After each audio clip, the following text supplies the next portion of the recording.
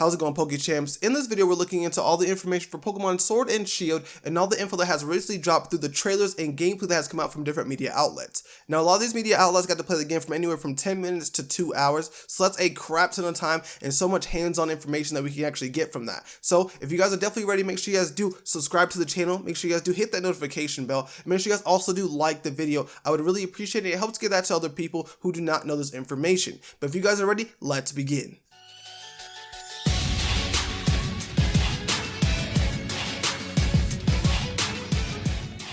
Now, first of all, this game is going to be the biggest Pokemon game to date. Now, this game is going to be 10 gigabytes. 10 gigabytes, man, that is a huge Pokemon game. Now, everyone has said this game is pretty big in the wild area, the map being the size of 2 regions of Breath of the Wild. Now, personally, I've never played Breath of the Wild. I know, I am sorry, but I've never personally played it, but I know that map is absolutely humongous. But this game is going to be 10 gigabytes, the biggest Pokemon game to date. The second biggest game would have been Pokemon Let's Go at 4.3 gigabytes, but this game is absolutely big, so make sure you do have the room for this game in your Switch. Next up, you can customize your character at the start of the game. So this game is not like every ordinary Pokemon game to where you have to go ahead and select boy or girl, you go through the options and it won't let you go ahead and customize your character. Right from the get-go, you can customize your character, male or female, customize the skin tone as well as the hair and the hair features. So that is absolutely awesome because it's a little bit of a different direction that most Pokemon games take and lets you make that character right off the jump, and I absolutely love it.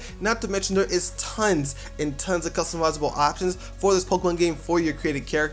So I'm really excited to get myself really immersed into the world of Pokemon this time around and really have myself within the game. So now we also have some information on the starting town's name. The starting town that you guys have seen through gameplay clips, of course there was a gameplay about 10 minutes that showed off this town, and this town is going to be called Wedgehurst. That is the first and starting town for this Pokemon game. It sounds like a starting Pokemon town, Pallet Town, Twin Leaf Town, Wedgehurst. It sounds really, really cool. I don't know if it'll be called Wedgehurst Town or Wedgehurst City, but I'm pretty sure it'll be called Wedgehurst Town most likely, because that's what they always call the first town. Next to that, the big forest that you'll be going into at the beginning of the game will be called the Slumbering Weald. So that's a really big forest that we've seen some gameplay of, or actually have seen on the map, and that is where you're going to be going into to start leading you into the wild area. Now, there is one thing I noticed when it came to these Pokemon games. In all the areas, whether you're in the city or if you're in the wild area, these games are full of life. You have tons of Pokemon walking around, running around, and then when you hit the cities, you also have multiple Pokemon walking around with trainers or just walking around by themselves, and not to mention you have so many people actually giving us a reality of a completed Pokemon world where you have people, you have Pokemon, and it's just so full of everything. There's so many people you can talk to, so many Pokemon, you know, doing their cries and everything, and it's really awesome to see this because you have so many Pokemon as well as trainers and other characters in there. They're just walking around the city, and it actually brings a liveliness to the game. Another sweet part about this game as well as the wild area will be accessible about an hour into the gameplay, possibly even a little bit less, but that is super awesome. Everyone wants to get to the meat of the game, and that's going to be the wild area where you encounter a lot of your Pokemon, where you're going to encounter, you know, your Chokes, your Stuffles, and Gyarados, and every Pokemon from land to sea to air to everything, man, and that is absolutely awesome. So wild area is going to get you right in there as soon as possible, and everyone wants to get to that area because that's where the raids happen, that's where you capture majority of your Pokemon and everything in between. Now, to give you some information on your starter Pokemon. These are actually going to be given to you by Leon, the Pokemon Champion. And that's pretty interesting. It's not going to be like your typical Pokemon game where they just give you a Pokedex, hey, pick a starter, and then you and your rival battle. It's a little bit different because you have Leon, the Champion. You actually get to see the champion off the jump actually giving you your Pokemon, and that is super awesome. Now, an additional sweet feature that we do have in this game is you can save right before you pick your starter. Now, for you shiny hunters out there, you can actually see when you have a shiny Pokemon because it'll be there in the cutscene. When you're going to choose your Pokemon, you'll see if it's shiny or not, and at that point, you can reset the game. That is absolutely awesome and saves us so much time. Now, compared to the 3DS as well as just other older devices, when you are going to be doing your shiny hunting, if you need to close the application, reopening it, it's going to be so much easier, so much faster when you do it on the Switch. Not to mention, Pokemon games are becoming so much easier and so much better when it comes to grabbing shiny Pokemon. You can actually see if your starter is shiny within the cutscene. Now, the big thing is we definitely want to see what the shiny forms of these Pokemon look like, so hopefully we see them in some time. Now guys, once you do get your starter, you'll be going against Hop, and he's going to be your rival for the game. He will choose the Pokemon that is the opposite to you. So if you choose a Scorbunny, he is going to choose a Grookey. He's going to choose the one that is going to lose to you, the same formula that he used for Pokemon Sun and Moon and Ultra Sun and Moon. But not only that, but Hop will also be using two Pokemon because he will also have a Wooloo on his team.